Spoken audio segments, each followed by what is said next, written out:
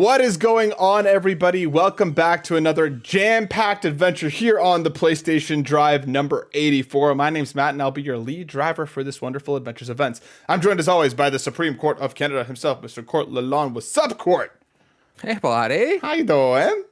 You know, YouTube doesn't like me today, but we'll figure it out. It doesn't matter. We're back. We're back. New year. Yeah. We get to talk PlayStation.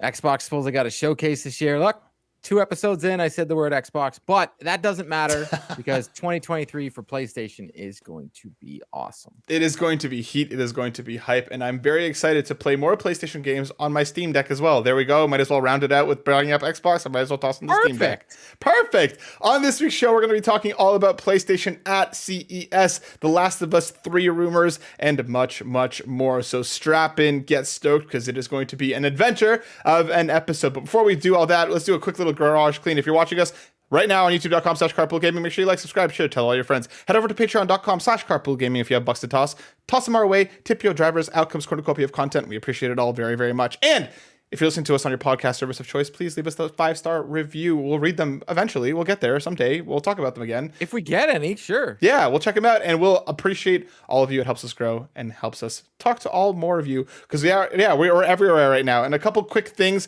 If you want to play Fantasy Critic right with us, join the Discord. It is in the show notes. We are going to be kicking off the drafts this Friday and Saturday, so signups are live right now. If you want to play Fantasy Critic with our wonderful community and a bunch of the hosts, come do that, because it is a bucket full of fun. Now, Court, without further ado, I need you to go back to the mid-2000s, okay? I need you to picture, you remember those Apple commercials where it was just like multicolor and it was just like a silhouette of a person dancing away and, you know, doing their thing? And, you know, they always had cool music and they always had cool things that they'd listen to. They probably had a playlist, Court. And what's on yours?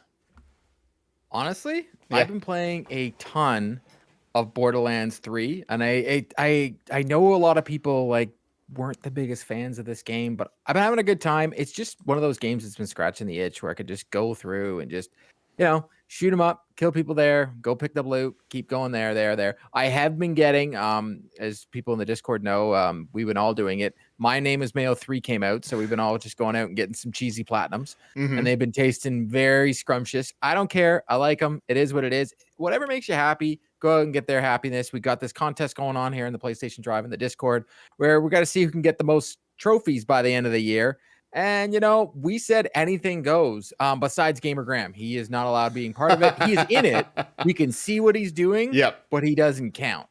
Well, Court, I hope that I really do wish in my mind that Mayo win that competition. Do you see what I did there? I get it. It was pretty bad. I'm not saying it was good. I never once promised quality to anybody on this show. Okay, I come in with what I do, and that was the best that I could do with that pun on that time. But nice. I'm glad you've been enjoying Borderlands. I know you've been continuing your play, and I might have to hop onto this My Name is Mayo tree chain, because hey, there's even this like muffin jumper or whatever, jumping muffin. Now that's even better, because I will say this about the My Name is Mayo. People were like, "Well, it's a cheesy trope." You know what? You have to keep pressing that button, and after a while, your arm hurts. So I'm at like just over 9,000 to get the first My Name is Mayo, because I don't have the very first cheesy My Name is Mayo platinum. Yeah, I don't have any of them either. I'm close. Once you get to that 10,000 button touches, that means you've gotten the platinum in the game. But there's jumping muffin, which took me less than 5 minutes, and you just hold the button down. Okay, please tell me you didn't injure yourself getting any of these platinums, Court, because that's the last thing we need. I don't want to go through what I went through with MLB The Show. I know. We don't need, Carpool Tunnel. No, we just need Carpool Tunnel. Sorry, Bobby Miller. These are facts. These are facts. But as for myself, I've been continuing on with my journey through Crisis Core. I just hit the chapter 8, which it hits you with the, make sure you save now because things are about to get intense. So I'm assuming I'm almost done. Really been enjoying it. I love how short the kind of side missions are. The story itself has been great. Having a lot of fun with it. And that's pretty much all that's been taking up my time lately, dude. We're kind of in that sweet little slow spot before the onslaught that will be 2023 begins with this week, pretty much. Because like, One Piece Odyssey hits this week, and then we Forspoken. I keep forgetting that Forspoken is like 2 weeks away, dude. Like, really? Yeah, dude. It's like quite literally exactly almost 2 weeks away. It's like the 24th. So that's what I mean. The onslaught is about to begin. So I'm gonna get Crisis Core done like pretty much today, probably. So I prepare You myself could for. be worse. You could like pick Final Fantasy Rebirth that's not coming out, and I counterpick you, and you were about to lose, Ryan Turford. Oh, believe me, Ryan and I also have a piece of bet riding on that. So I'm hashtag Team Court on that one. Only reason I did the counterpick is because of your pizza bet. Because one thing I will say about Matt, he's usually more right than Ryan Turford. So suck it, Ryan. What? Suck it. I'm flabbergasted and honored. I've never in my life did I hear I thought I would hear such words. Ryan is using the thing where, because he loves Final Fantasy so much. I know. So for me, him picking this game is more of a like it's something he wants. And when it's just like I'm a huge fan of the Boston Bruins, but I will never bet on them. Right. I never put money on them because that is betting with my heart. And Ryan right now, he's betting with his heart, and he's gonna lose this bet. Listen, I want more than anything for that game to come out this year, but is it going to? I wouldn't be surprised if it's a January, February game for next year. But without further ado, dude, we have an absolute truckload of news and a bunch of questions, and then we'll be getting to our question of the week conversation in the back half of the show, just because we felt last week it was a little bit rushed, so we want to give that a little bit more time to breathe. So let's hop into some breaking news because, my friend, we had CES kick off over the last week, and we had some PlayStation news come out of it. Let's start with something that I think is very exciting, something that we've been asking for quite a while, and it's just a great way for everyone to game with Project Leonardo being announced for the PlayStation 5. This is coming directly from the PlayStation blog. A highly customizable accessibility controller kit. This is written by Hideaki Noshino. Accessibility is an important topic to us at PlayStation, and we want to continue raising the bar to enable every gamer to experience the joy of play. So we'll see here that you can see it's very, very customizable. You can really mess with the way that the controllers are laid out. And hopefully this will allow lots of people to, be able to play games the way that they want to, Court. What do you think about Project Leonardo? It's more of an about time. Xbox came out with their adaptive controller before, and as much as I am not someone that is in the need for this, I think this is something that has been needed for many, many years. The more people that can play video games, the better. So if you really want to talk about making video games for everyone, you need these type of things. So I think this is a great step for PlayStation. I'm happy they did it. And I think any PlayStation gamer that has been asking for something of this ilk is going to be extremely happy. It looks really cool. I would love to just see it. Just because I can how you can change it around and do everything. It almost looks like the tank from Assassin's Creed from way back in the day. It's just like a little circular thing. That's all I can think about for some reason. But I think it's really cool. And I'm happy they did it. I'm just happy that more people can play video games. Yeah, I'm really, really glad because, like you mentioned, like with Xbox's adaptive controller and how celebrated that was across the industry, like PlayStation was very much like you said, I think this is a need. I think this is an about time with button mapping, control profiles. You can mix and match depending if you want to use one Leonardo controller, multiples, you want to use one in a dual sense. Like they are seemingly giving this a lot of flexibility so that people can use it the way that they need to. And like you said, the more people playing games, the better. So I hope that this comes out. My biggest kind of upfront worry is this does seem to be quite a lot of tech. I hope it comes in at a decent price point because again, like especially being an accessibility, a controller for accessibility. I hope that they keep that in mind with the price, and obviously I hope it kind of hits at an easy price point for people to dive in. Because again, I don't want to see like a $400 price tag on this because I think that would be really disappointing. So I hope it's priced appropriately. But yeah, I'm excited, dude. I think this is a huge win. Let's keep on rolling with the PlayStation CES news because we got the announcement that Sony says PS5 has cleared 30 million sales after its biggest month yet. This is written by Andy Robinson over at VGC. The sales milestone was shared during a CES showcase on Wednesday and means that PS5 has now shipped to retailers, which is the data it usually shares, at least 10.7 million units during Sony's current fiscal year, which ends on March 31st, 2023. The sales target was 18 million, a figure it stuck by in its most recent sales results published in November, and now it's just under 3 months to find up the 7.3 million units it needs to achieve it. But we're at a total of 30 million sales. Court. These things continue to fly off the shelves.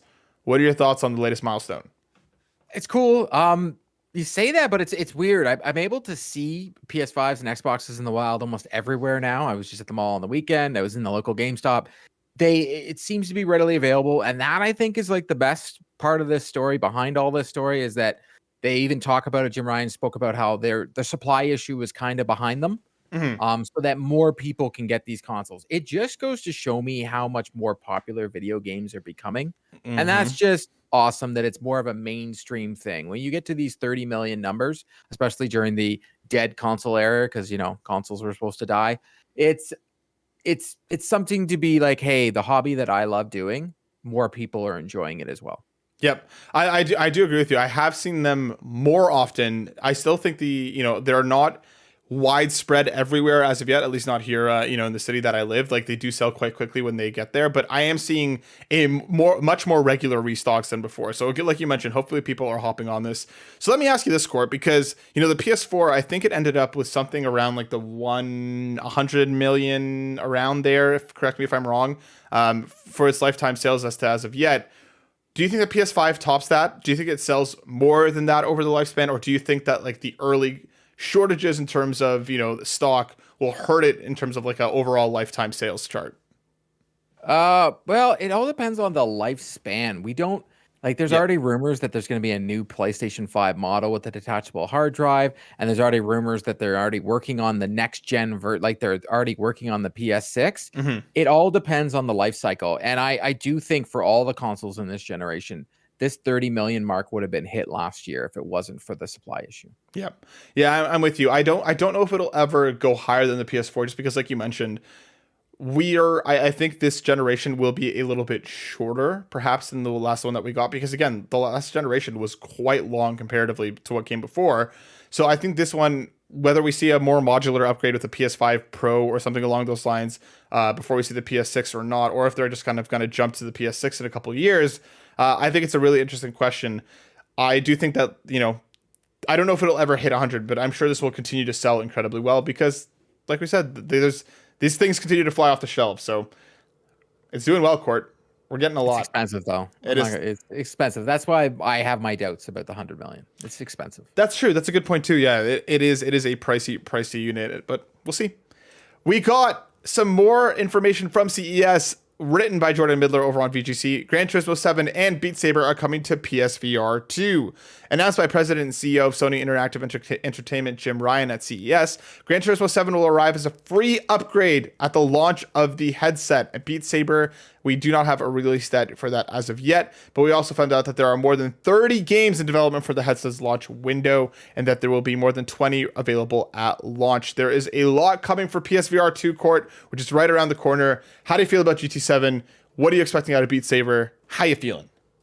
Beat Saber is a phenomenal game that I did get to play once on someone's Oculus Quest. That's the only time I've ever played it, but it is so much fun.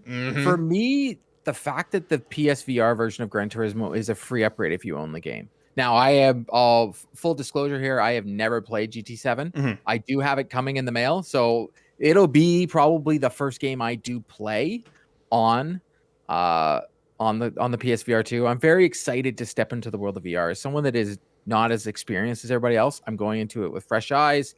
For me, a racing sim sitting in the car is probably one of the coolest things I can even think of. So it's something to be more excited about, because in the past, as we've all known, anytime Sony has done any of sort of these things, there's been that $10 caveat if you want the other version of said game. So the fact that they're giving this as a free thing to some people that already own the game is about time.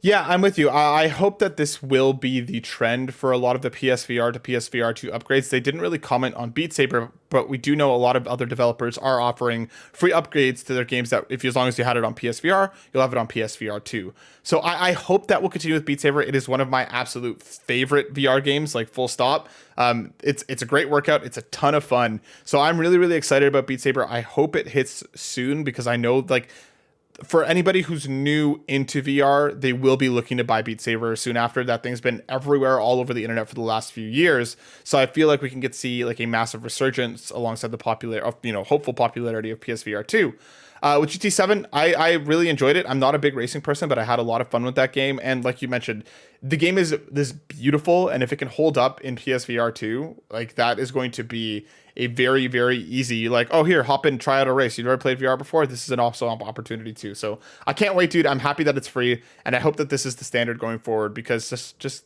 give me the free upgrades. Give it to me. I want them, Court. I want them real bad. But our next story, The Last of Us director on a potential part 3 says, I think there's more story to tell. Written by Tom Ivan, once again over at VGC. While Naughty Dog co-president Neil Druckmann has seemingly hinted at plans for a third entry in The Last of Us series. While not confirming if The Last of Us Part 3 is coming or not, series director and co-writer Druckmann told The Hollywood Reporter, I think there's more story to tell, with Druckmann saying in April 2021 that story outline had been written for a potential game in the series, but it wasn't currently being developed. Court, how much of this do you think has to do with the HBO show? How much of this, like, what do you want out of a potential Last of Us Part 3? Well, from my understanding, reading a whole bunch of quotes, because Neil Druckmann awesomely has been in a lot of news lately. So because the show is coming out, us gamers out there have been able to find out a lot more about that studio that we seem to love in the PlayStation ecosystem, which is Naughty Dog. Mm-hmm. And it seems that they've got a lot in the can right now. They've got the multiplayer. We got to see these screenshots that, Matt can throw up on the screen, but I do think 100% they're working on Last of Us Part 3. It sounds like it's not a new IP right now that they're working on. They're going to be doing Part 3, and they're hoping that the show is a huge success, with the first 2 games being amazing. And also, you have Neil Druckmann keep saying it's the anniversary this year of Last of Us Part 1, mm-hmm. and you've got the TV show coming out, and they say we're going to be getting a lot of news and, probably merch and so on and so forth. I hope it's not going to be like when you and Ryan got all excited about Persona last year, and Atlas is like, oh, we got all these news, and they gave you like a coffee maker. Toothpaste. But, yeah, exactly. So I truly think we're going to get a lot. I think what they're going to probably do is they're going to let the show come out, and then with the hype around the show, they're going to be like, hey, by the way, if you like this, my hope is we get, multiplayer this year. That's my hope. Mm-hmm. And, we'll probably around E3, if there's anything, that's when we'll find out about a possible Part 3. Yeah, it seems that they're starting to talk about, factions and stuff a little more, which we'll get into with our next story. But like, I think for Part 3, I think you're onto something here. Like, I really do think that the show is going to be good, and it is going to be huge. And again, to build out a potential season 3 or 4, depending on how they kind of continue on, they're going to, like, I do hope we get the game before we get that. I hope it's not a Game of Thrones situation where we get to a point where the show starts covering topics and, storylines that we haven't even seen in the games as of yet. I want the game first before we get into that. So that would mean that we would hopefully get it in the next couple of years if it is real and if it is coming. But I think, like, my biggest thing is, like, I just don't know if I want the main character to be Ellie anymore. Like, I don't see how you don't have the main character being Ellie. I know. I like, logically that is what makes sense. I'm saying I don't know if I want that, because I feel like we got an ending with The Last of Us Part 2 that I feel like suits her character for the direction of where she's going. I don't want to see the next thing right away. If we are going to get Ellie, I hope it's like, 20 or 30 years later with a more adult grown Ellie. Like, the thing is, like, we've already seen this poor child suffer so much that, like, I don't know if I want another full game of here's just Ellie suffering over and over and over again. So, like, whether they intend it to be, her potential kids down the line, whether it's, I don't know, like her taking more of a Joel role with somebody younger alongside them. Like, I don't really know what I want out of it in terms of, like, the general story. I'd be more interested in seeing something along the lines of, continuing on with Abby, or the character that was her partner that I'm forgetting their name. I'm blanking on their name right now. But, like, yeah, I don't want to see just here's Ellie again. Here's a very depressing story based around Ellie again, and this is all that it is. Like, I want something different. I want to be surprised with the Part 3. And I don't know. What do you think? Yeah, well, I don't know if I want anything different, because I find, especially with a story like this and a character that I've fallen in love with, that I really want to know more. Mm-hmm. And if there is more, if Druckmann says there's more of a story to tell, then I want more. I want to go back to the comment you made about the Game of Thrones thing. I think you hit the nail on the head, because first we just learned, I think the other day, that spores aren't going to be in the show, and they're going to be using tendrils, yep. Whatever. Yeah, which to me is annoying, but because the whole part of the mask, some people were saying, oh, they don't want to have people with no masks, and I didn't get that part. I think if the Mandalorian can wear a mask throughout the whole show, then people can wear a mask. That's not that big of a deal. But I do hope that if there is going to be a Last of Us Part 3, and as Neil Druckmann said, there's more story to tell, that it does come out, because the showrunners have already said that The Last of Us Season 1 is pretty much the first game. Like beat to beat to beat. They're not adding any lore is pretty much what they were kind of getting at. They weren't adding to the story, so they weren't taking it in a different direction. So Season 2, I guess you could technically, Part 2 is a very long game. Yep. You could split that into 2 seasons, but that means you've got 3 years for Last of Us Part 3 to come out. That's the way I look at it. You've got 3 years for this to come out. Yeah, I'm just curious to see what it would be, because again, like I'd be overjoyed if it's more Ellie. Like, I'm not saying that like I wouldn't be excited for The Last of Us Part 3. I'm curious to see as to where they're going to go with it, because I think they have an incredible universe there. They have a lot of cool stuff going on, and I don't know. We'll see what's going to happen next, because with Naughty Dog, wrong button. Sorry, Q. With The Last of Us, Naughty Dog has shared new concept art for The Last of Us multiplayer game written by Tom Ivan. We got a new screenshot of Factions, or whatever this game is going to be called. The studio shared the first concept art for the project last June, when it revealed that the title will feature its own story and a brand new cast of characters. And that studio co-president Neil Druckmann said in a blog post today that more information on the game will be revealed next year. Gotta say, the screenshot is looking, very The Last of Us. It looks exactly like that universe. And again, this to me is just telling me more and more that this multiplayer game is not going to be just here's Factions. This is going to be a big experience. I feel like it's going to be more MMO than it is just, here's your PvP quick matches. Like, I'm feeling like a big deal here, Court, which is why I think it's taking so long, which is why I think they're being so close to the chest with what they're, unveiling. But I think you're right. I think we're going to have that game come out. I'm going to say probably, I would say the front half of this year. I would say by summer. But where are you at? Yeah, like I see this, and I never even thought about until you just said like an MMO where we can actually like roam around the world and then go into these places. We'll see if that is true. Oh my God, that's amazing. This cruise ship looks unbelievable, because this is taking, I believe, Factions is what we're going to call it for now, is taking place in San Francisco. So there's a lot of landscape to work with. I know I think it was Last of Us Part 2, we got to go into a ship. So I'm wondering if we're getting sort of that, because if that's close quarters, like think about it, you're going down a hallway and people can just jump out on the multiplayer, can jump through the doorways and so on and so forth. So I'm very excited, and I'm really hoping, if this is also true, that there is a pool somewhere in there. We can fake swim in it and we can yell Marco Polo, and there is the trophy that pops for it. I think that is so Naughty Dog. That is a great Easter egg. If it is there, please give us a Marco Polo. I'm really hoping, I'm actually now more excited if it's the MMO, because to do the multiplayer aspect, it probably you would have thought it would have came out by now. And we know with Sony wanting to go with that new free-to-play model on their multiplayers, is this The Last of Us multiplayer that we have dreamt of? Because Factions was one of my favorite multiplayers that I've ever played. See, I think we're going to get a mix of the two. I think there will be like a dedicated Factions mode, more along the lines of what we saw in the first game, with it being a quick PvP. But I do really think we're going to get a bigger world around that. I hope, Court, that you and I will be able to hop into that water together, and I can grab a nice little what is it? The plank of wood. I'm blanking. Oh yeah, yes. The skid. Thank you, the skid. Yeah, I want to pull that over and let you hop on that, and I can shepherd you around. Like I hope they get cute with it in moments like that. But dude, I think like a shared world Last of Us experience, like something along the lines of like, we've seen a lot of survival games come up over the last little while. Things like Rust.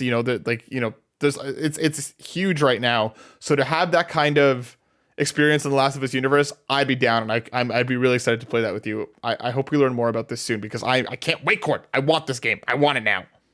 Same. But on more games, Bungie is working on a number of announced projects with Sony, written by Tom Ivan. The Bungie creative lead Tom Farnsworth has said that the studio is working on a number of unannounced projects with parent company Sony. Farnsworth said in a Twitter post that the studio has completely changed how it develops games and does business over the course of the 25 plus Destiny content releases, moving from strictly boxed products to live service games. And he continued, with the support of Sony, we are working on a number of unannounced projects too. In addition to the ongoing work of Destiny 2, Bungie said in February 2021 that it planned to bring at least one new IP to market before 2025. Court, are we going to be seeing more Destiny? Are we getting this new IP first? What do you make of this news? Because this is interesting. And my biggest question for you, is it exclusive? I think it is. I don't see how it isn't. I'm not going to pull the, like, you don't spend this kind of money to do these kind of things, but Sony has a service with PlayStation Plus, and I think Destiny 2, I am not a Destiny 2 player. I did play it originally when it came out, but I dropped off. A lot of these type of games I drop off, but that's not meaning they're bad. Yeah. Destiny 2, the community is huge. So you have to leave that there. But if they're going to be giving new IP, I don't see how they're not exclusive to the PlayStation Plus. So to the service. I see. You need to sell subscribers. You need to sell a service. And in order to do so, these new Bungie games, obviously they're going to be multiplayer. Obviously, that's just their MMO. There you go. Their MO, sorry, instead of MMO. They that's where I believe they would be. I believe they would be made for PlayStation Plus service to sell subscribers. I'm curious because, like, I wonder if this new IP, I have doubts whether it's even going to be a shooter. Oh, really? Well, because then don't you get you could potentially get into an area where you're competing with yourself, unless it's like unless it's different, like if it's not sci-fi fantasy. But that's what I was gonna say is that, like, I wonder if it's possibly like a focused single player thing. But again, why would you bring Bungie in on just like a single player, like focused single player experience? For me, like, this also, like, you know, the wording here is working on a number of unannounced projects with parent company Sony. I wonder if they're working with other studios under the PlayStation first party banner.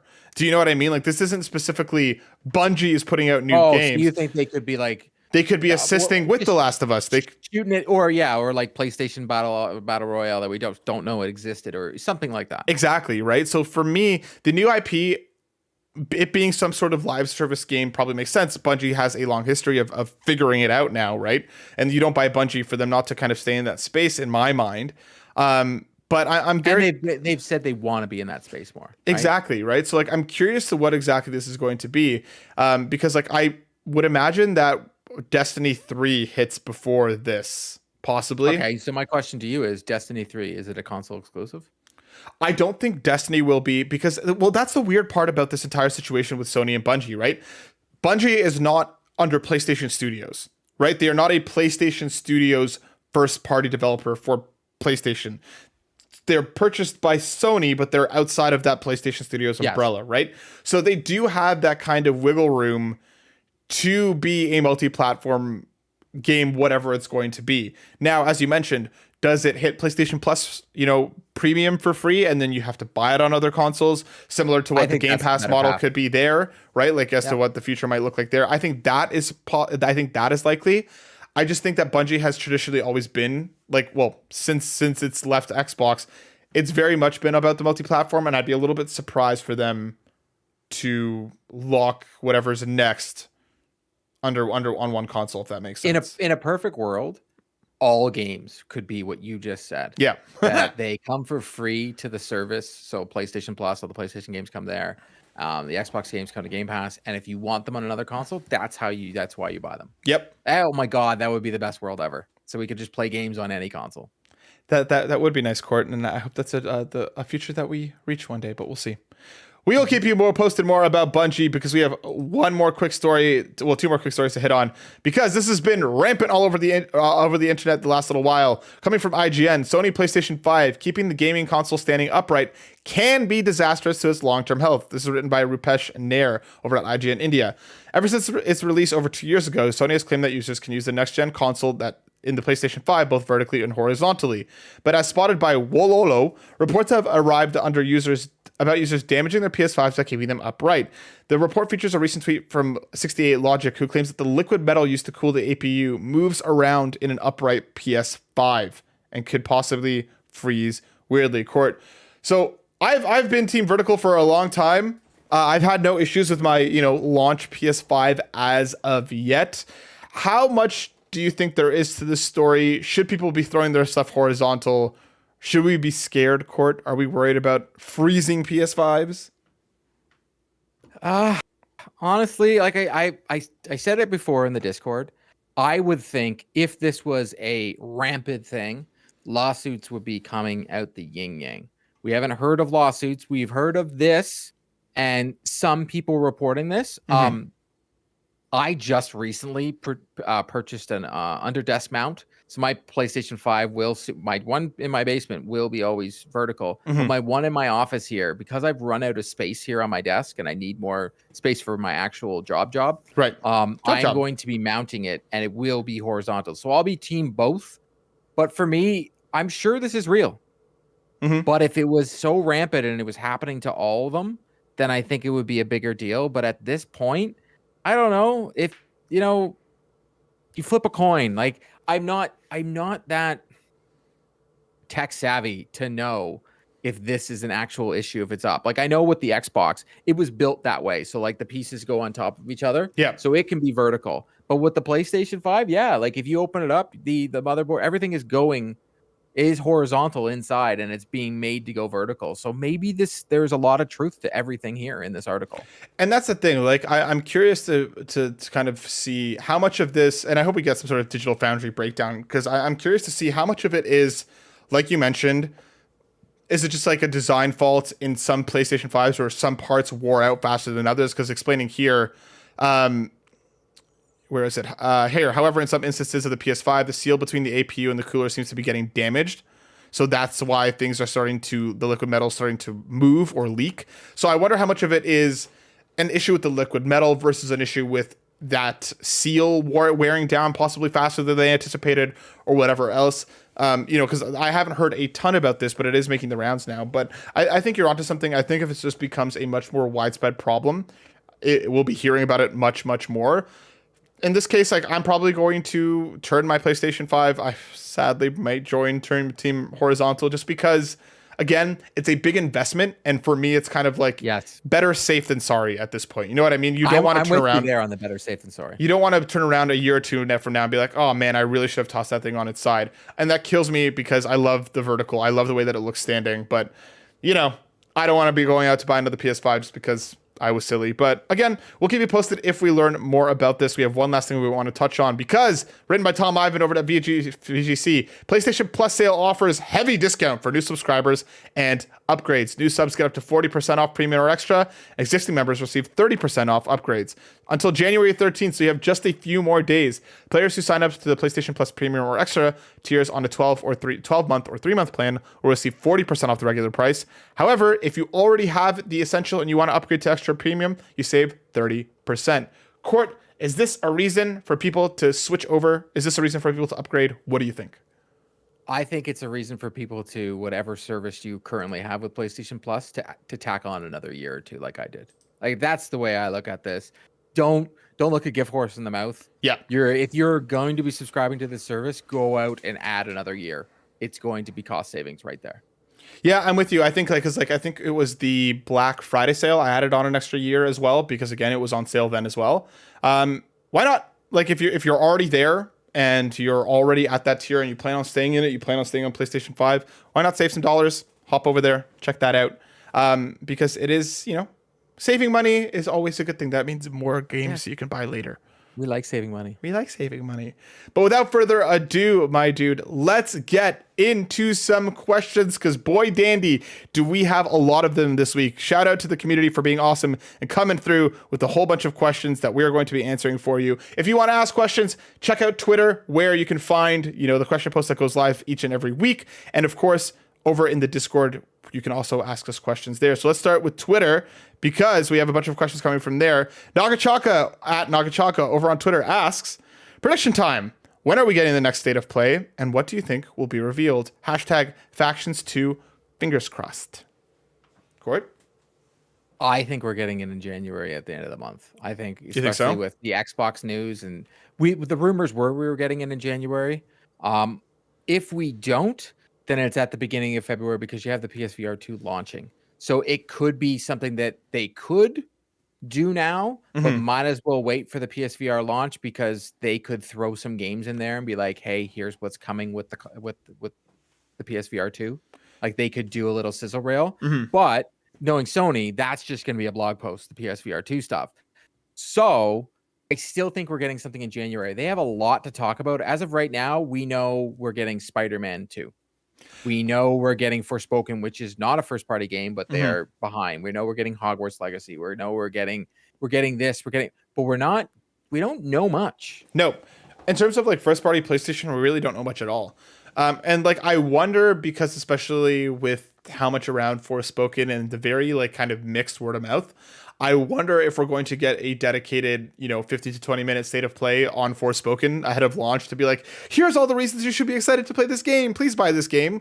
So like, I wouldn't be surprised if we get something along those lines, but I think you're onto something. I hope we get it by like the end of February at the absolute latest, because we need to know what we're playing this year. Right now, they can rest on Forspoken. That game is imminent. We know Suicide Squad, we know Hogwarts Legacy, but again, none of this is first-party PlayStation stuff. The only thing that we have outright confirmation of is Spider-Man 2, which we've seen one teaser for, right? So it's time to get this hype train rolling for PlayStation in 2023, and I hope we get that as soon as possible. Of course, there are rumors talking about PlayStation, state of plays in January, February, which again, not sure if that meant 2 state of plays or if that's just one, but they're not sure when it's going to land. And then another one later this year around June, which again makes sense. But I hope we get one soon so we at least know what we're playing in the front half of this year, because we're in it, dude. It's about to kick off hard and it's about to be rolling a lot. As to what will be revealed, I think obviously Factions 2 is an easy lock. I think if there are some of those rumored games that might be real, like your Persona 3 remaster, like your possible Metal Gear remaster or remake, like I think those are things we could see. There's been a lot of leaks around that other first-party game that people have been calling Ooze. I don't know if you saw that, Court, with like the guy running with a gun, and in the background. Is that those leaks? I didn't want it. I heard about. So I saw the article, and I almost was going to put it into our agenda, but then I decided to walk away from it because I was just like, you know what? Yeah. I didn't open the article. I didn't look at the game. I was like, I'm not going to do that right now. I love rumors, but when like leaked game footage comes out, I'm like, oh, I feel so bad for everybody involved. I know. I still watch that. I couldn't help myself. So like, I think that we may see that. Like, I do think we're going to start seeing some stuff soon, because again, we're in the year, dude. 2023 is upon us and we have lots to talk about. Our next question, Jake Carson Steinberg at Jake Knows It asks, PlayStation All-Stars Battle Royale gets rebooted. Who's your main, Court? 100%. It's either going to be Nathan Drake or it's going to be Cole. Like those are my guys. Those are your guys. Yeah.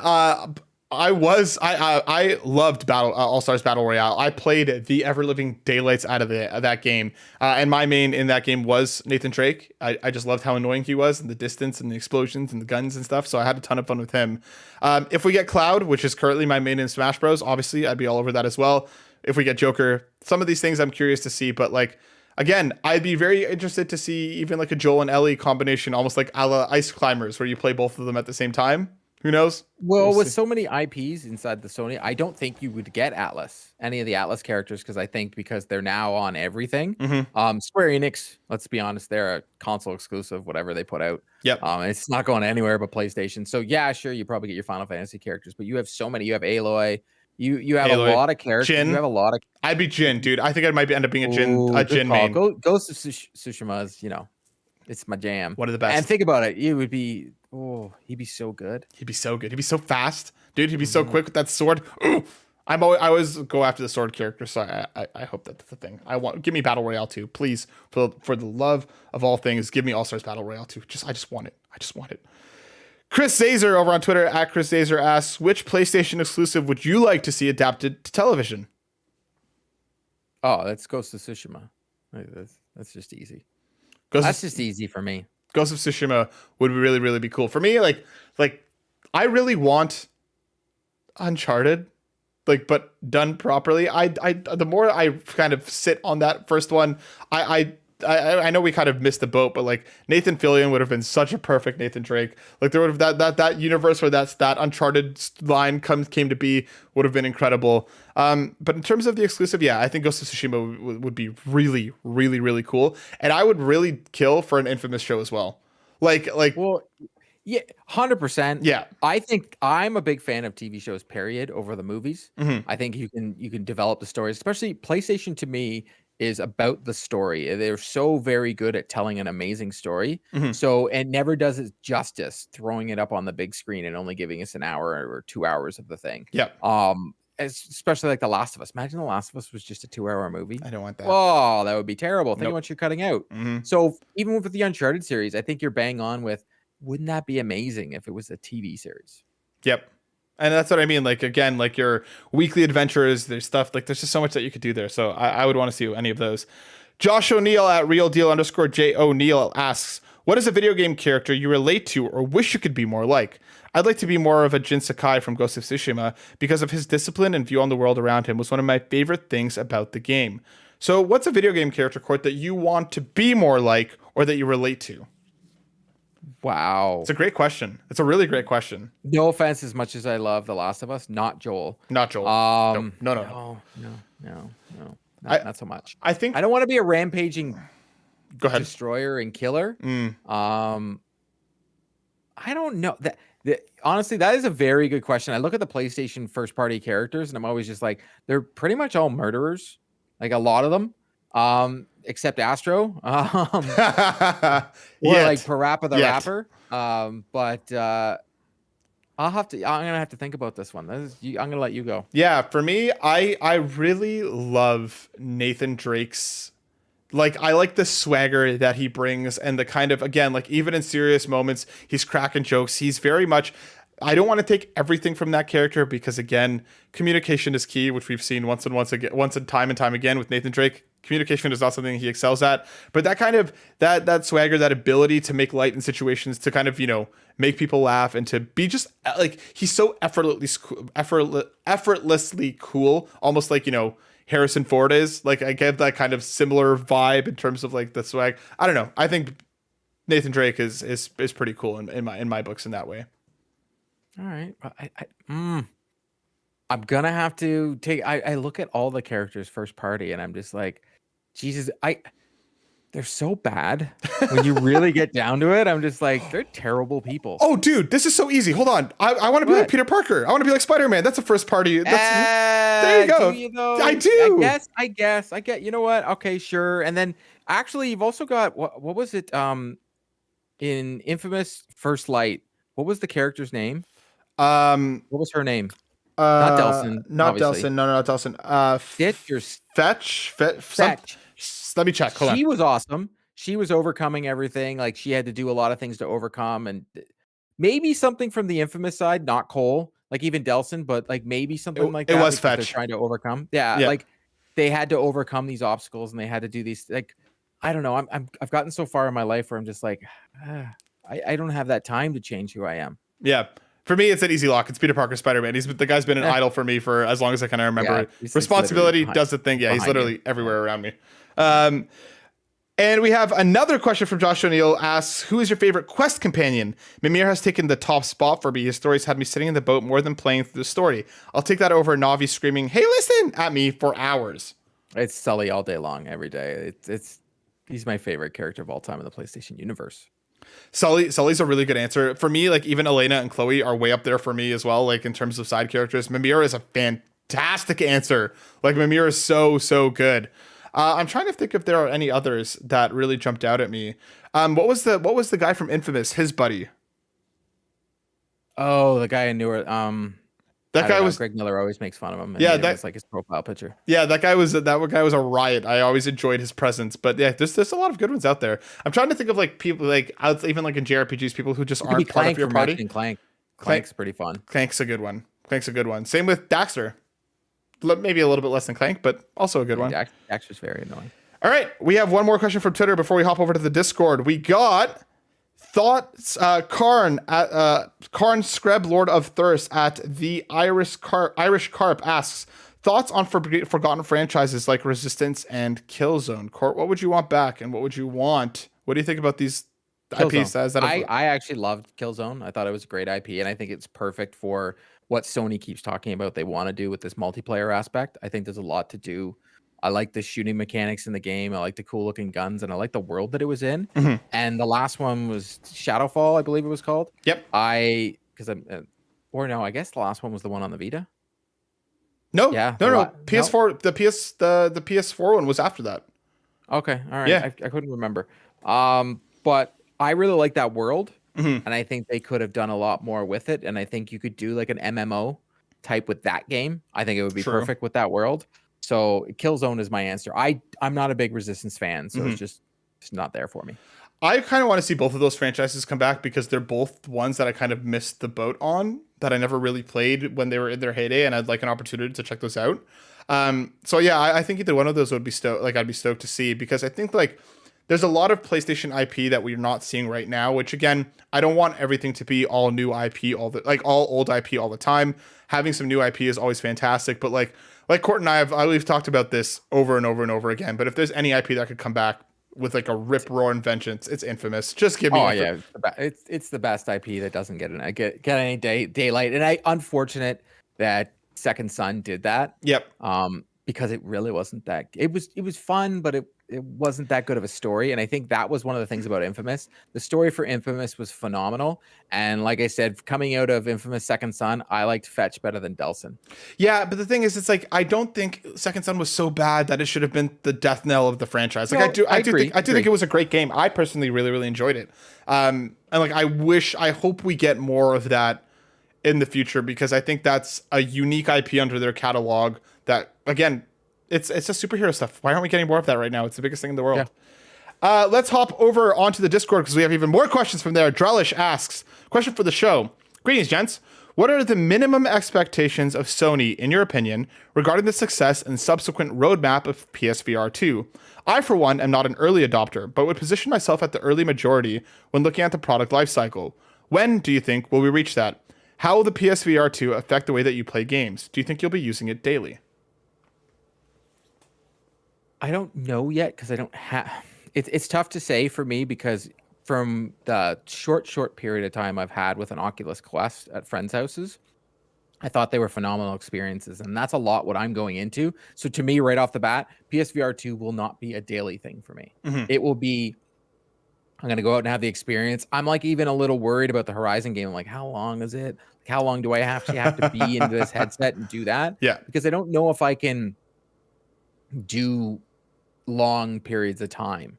Because to me, I don't have that. First of all, as a parent, I just don't have that. So VR is more of a bite-sized thing for me.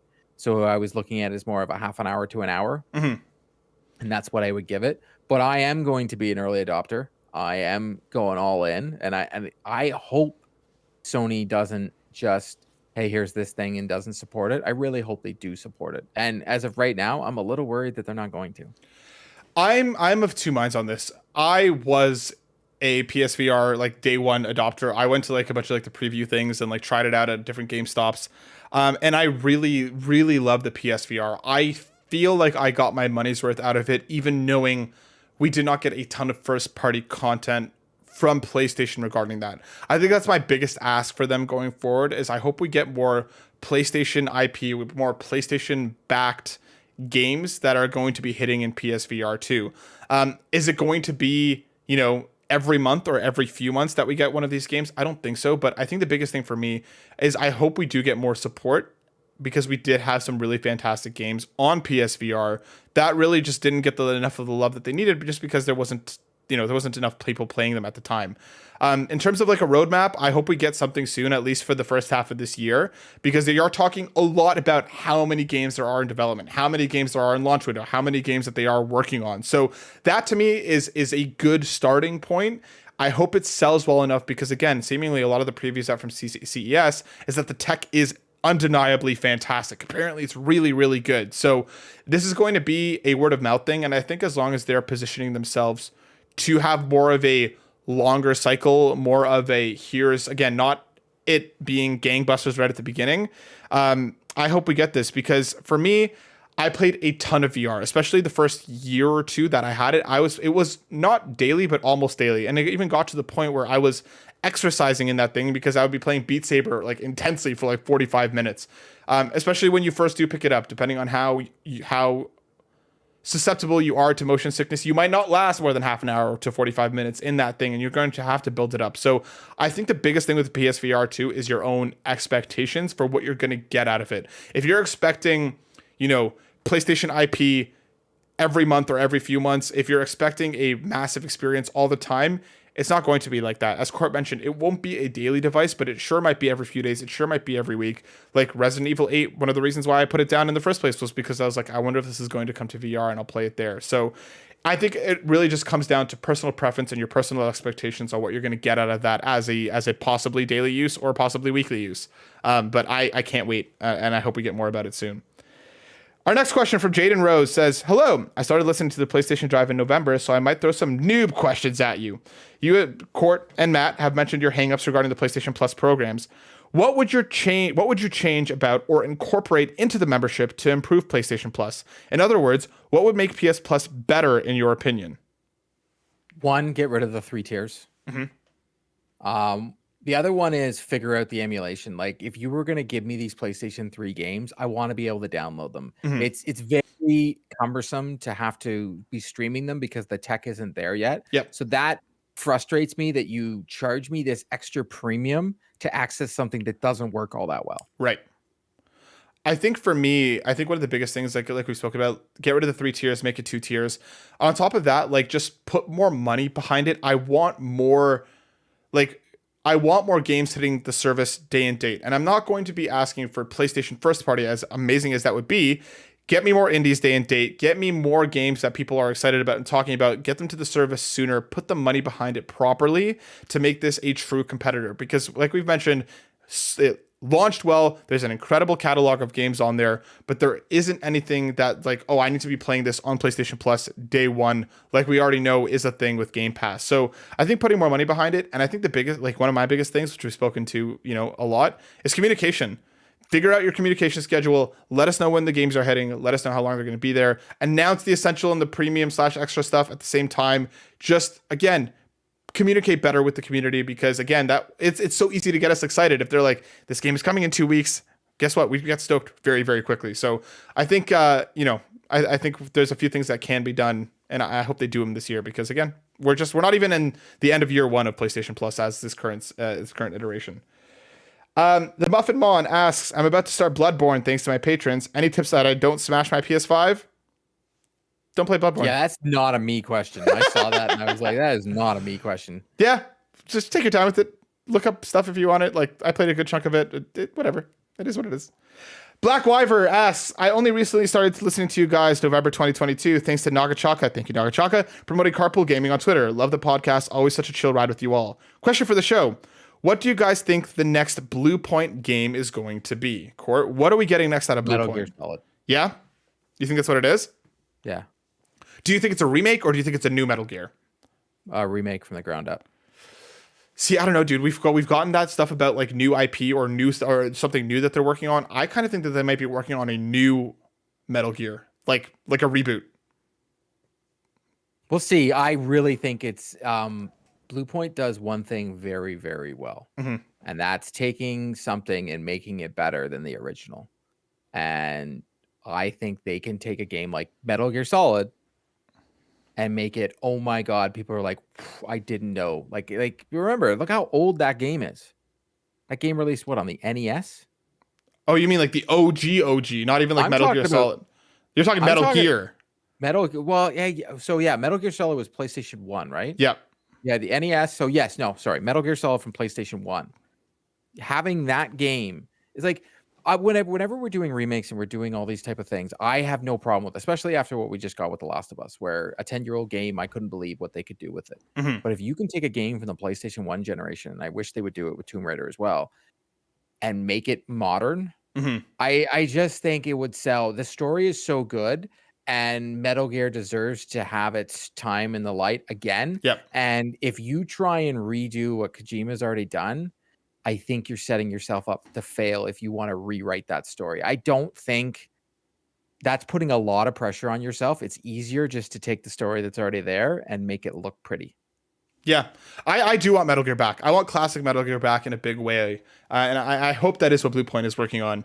And I think there's a potential that it could be. William Outbreak asks, "Just signed up for PS Plus Extra for the first time ever over the holidays. Excited to catch up on a whole bunch of games, but I know I like with streaming services, it can be daunting to pick from a large list. What would be some of the top 3 games between the two of you recommend that they start with?" So what do you think? Where do you think they start on PS Plus? Corey? Well, so this is a tough question because I don't know what he has or has not played. So I'm just gonna go off with like he hasn't played some of these huge. I won't say Spider-Man because I'm still of the camp of like it's the PS4 version. Like, why? Why? Yeah. Ghost of Tsushima, Director's Cut, Guardians of the Galaxy. Yep. For me, I love the Division 2 and it's in there, so go play it, or any of the Assassin's Creed games, because I truly think those offer great value because you're going in there and you get tons and tons of entertainment. But I would go through in the PlayStation Plus collection there, and there's some pretty impressive titles like God of War 2018 and so on and so forth that are in there that I don't think you like. Ratchet and Clank is another one. Like, you need to go play these games. Yeah, for me, I like Court mentioned, Guardians of the Galaxy is a huge one for me. That game is just it's so much better than it has any right to be. I'm going to toss out a couple indies with Bugsnax, with Spiritfarer, with Lost Words, all three incredible indies, because like you mentioned, there's so much good on there. I wanted to shout out some of the smaller ones, and obviously I can't not bring up Judgment and the Yakuza series. So start with Yakuza 0 or start with Yakuza 7. Either one, play Yakuza. I can't see.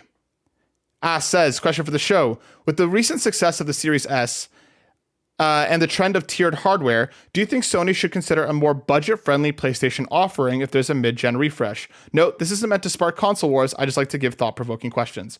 Do you think we should be getting a mid-tier PS5, Court? Yes.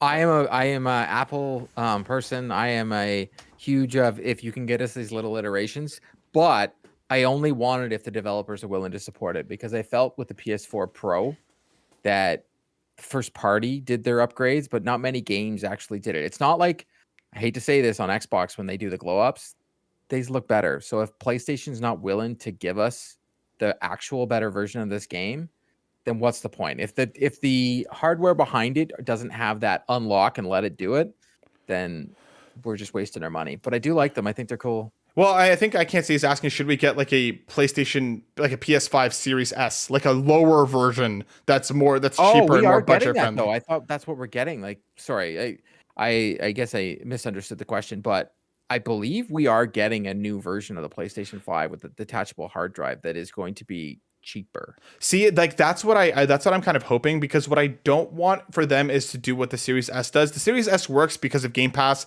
and because of the willingness that they're willing to kind of trade games back and forth on that front. For a PlayStation, like for a PS5 quote unquote Series S, I don't want them to give up the whole, the whole thing has always been, look how fast the console is, look at how good it looks, look at how the speed of it.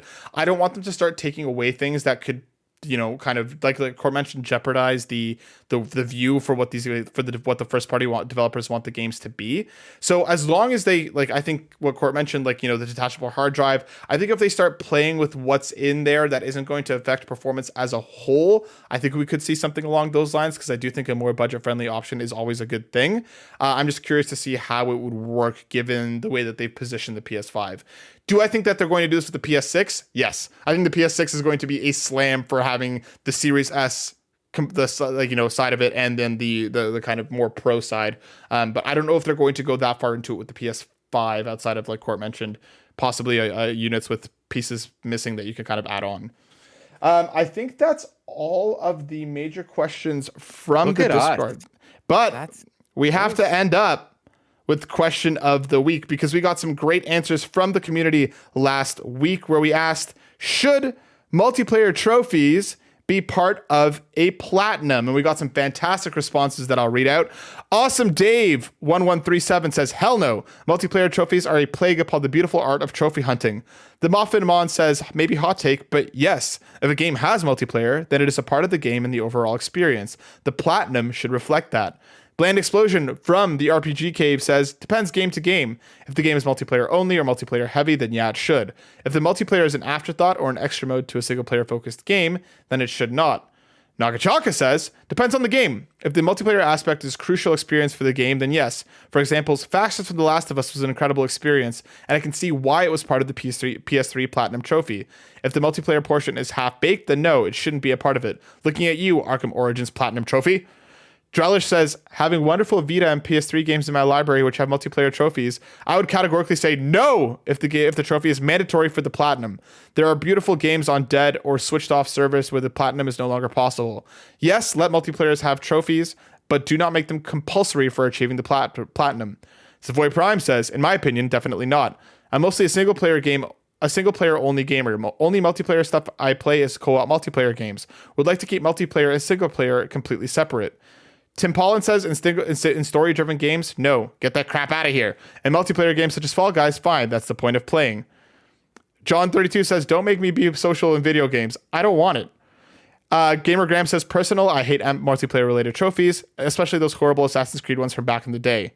And to round out, Mr. Sean Capri, who is that, says, my most memorable, quote-unquote, hated multiplayer trophy was on Resistance for Vita, which also happened to have one of those online passes that came with the game when you bought it new to discourage reselling. Well, I got mine used, so I couldn't play it online. I got every trophy except that one until the game was offered on PS Plus many years later, which included multiplayer, and I went back for the platinum. What a journey. Court, should multiplayer trophies be part of a platinum?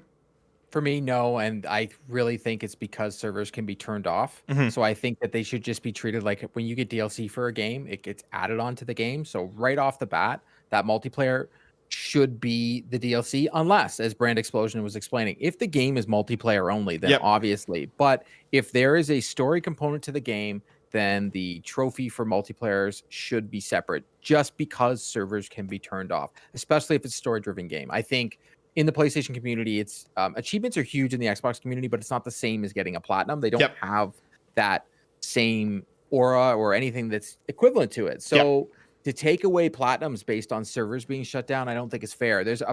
People haven't said it, but a very good example is one of the early Lego Star Wars games. You couldn't get the platinum unless the very first one, I think it was Lego Star Wars 2, I can't remember, or the Complete Saga. You had to get the platinum on that on the PlayStation 3. You actually had to play with somebody else just once. Well, you can't do that anymore. There is no servers. So now you can't get the platinum to that game. I think that sucks. I'm with you. I think that sucks as well. Like everybody's already mentioned, if the game already has a heavy multiplayer component that's integral to the experience, then obviously those trophies need to exist there. But if you have a dedicated single player story, there's nothing wrong with multiplayer trophies. Make that a secondary trophy list. You don't have to keep that as part of the platinum.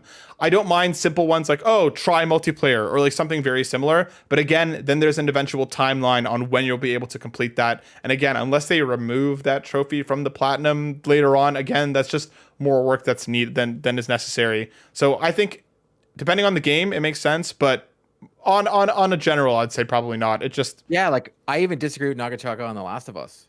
Like, I don't think the multiplayer component should have been part of the trophy list because once again, what happens if someone went back to play that game now and you can't get the platinum? Yeah. Really? Like, they even realized the platinum for that game, The Last of Us Part 1, was hard. Even the original remake was hard. And so then when they brought out the newest Last of Us Part 1, the trophy, the platinum was just play the game and have fun with it. And I have come from that school of playing the game should be have fun with it. I have no problem in open world games going back and getting these cute ones of these Easter eggs, like do this to get the platinum. Lego Star Wars, I think, was like the inventor of it. Like, kill Luke with Darth Vader, and like I am your father trophy pops. Like, I love that kind of stuff, but I am not a big fan of making me play the game differently. I was just playing Mafia, and one of the quests you had to finish it differently. They tell you what to go do, and if you didn't do that part, like, you can go do that and that you'll pop a trophy, but you also had to do it a different way to pop another trophy. And I'm not a big fan of that.